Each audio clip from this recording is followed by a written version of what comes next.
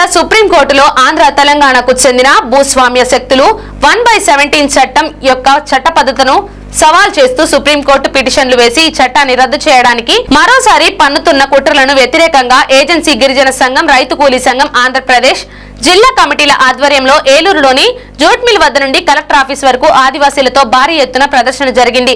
ఈ ప్రదర్శనలో 1/70 చట్టాన్ని పరిరక్షించారు, జీవో నంబర్ 3ను పునరుద్ధరించాలని, గిరిజనుల సాగులో ఉన్న భూములకు హక్కులు కల్పించాలని పెద్ద ఎత్తున నినదించారు.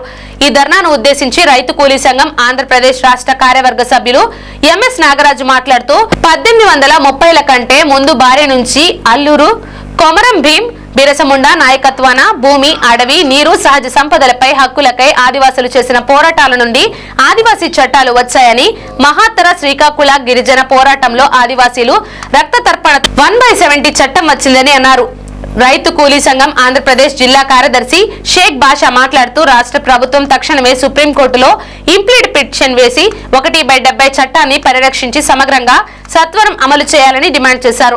ఏజెన్సీ గిరిజన సంఘం జిల్లా సహాయ కార్యదర్శి సవలం రాంబాబు మాట్లాడుతూ ఏజెన్సీ ప్రాంతాల్లో భూములు ఆదివాసీలవేనని, ఆదివాసీ చట్టాలు స్పష్టంగా చెబుతున్నా ప్రభుత్వాలు అమలు చేయడం లేదన్నారు. ధర్నా అనంతరం గోదావరి సమావేశ మందిరంలో సమస్యలతో కూడిన వినతి పత్రాన్ని లంకా దినకరన్, కామినేని శ్రీనివాస్, సొంగా రోషన్ కుమార్ సమక్షంలో జిల్లా కలెక్టర్ వెత్రి సెల్వి గారికి ఇవ్వడం జరిగింది.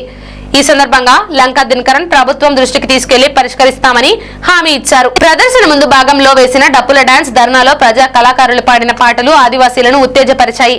ఈ ధర్నాలో 500 మంది సుమారు ఆదివాసీలు పాల్గొన్నారు. ఈ కార్యక్రమానికి ఏజెన్సీ గిరిజన సంఘం జిల్లా నాయకులు చెదల శివకుమార్ రెడ్డి, పట్టెం పరమేశ్వరరావు, కలుం అబ్బులు, పూనెం రాంబాబు, కారం దుర్గా తదితరులు నాయకత్వం వహించారు. ఇప్పటివరకు కూడా 100% ఉద్యోగాలు ఆదివాసీలకు ఇవ్వాలని డిమాండ్ చేస్తున్నాం. 40 సంవత్సరాలుగా హక్కులు కల్పించట్లేదు, ఈ క్రాప్ నమోదు చేయట్లేదు.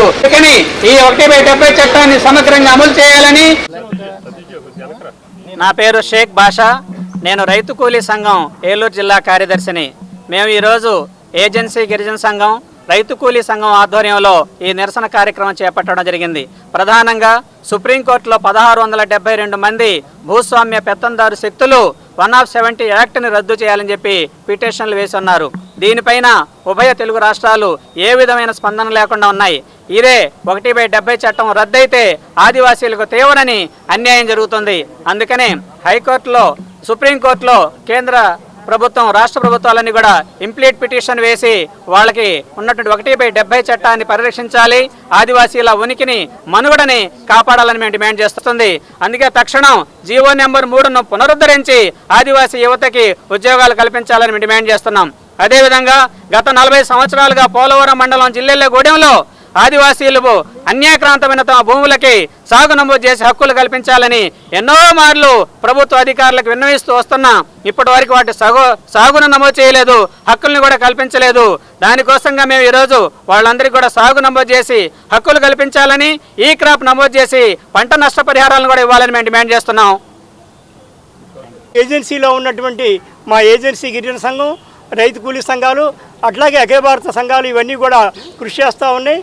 దాని ఫలితంగా 97 నవంబర్ 4న పోలవరం మండలంలో హోతా శ్రీరామచంద్రమూర్తి అనే రాంపండుకి వ్యతిరేకంగా సాగినటువంటి పోరాటంలో కారం పార్వతి అనేటువంటి ఆవిడ చనిపోయింది.